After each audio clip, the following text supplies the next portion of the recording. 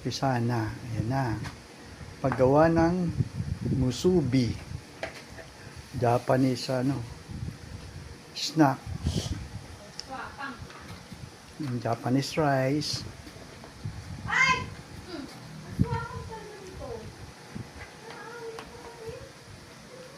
Japanese rice. Lalagyan ng sesame seeds. Yan, may presser. Kinompress na yung sila. Yan. Then sauce. Yan. Spam. Korean spam. Korean meatloaf. Without egg Yan, ganyan lang. Yan kasimple.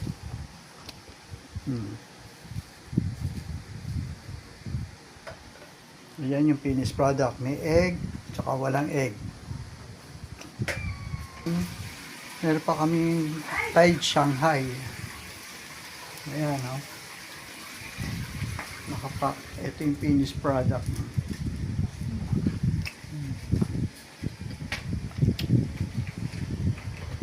Kinakaliwa lang yan,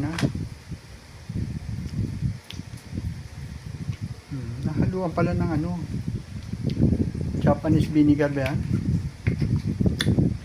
Para hindi na manis.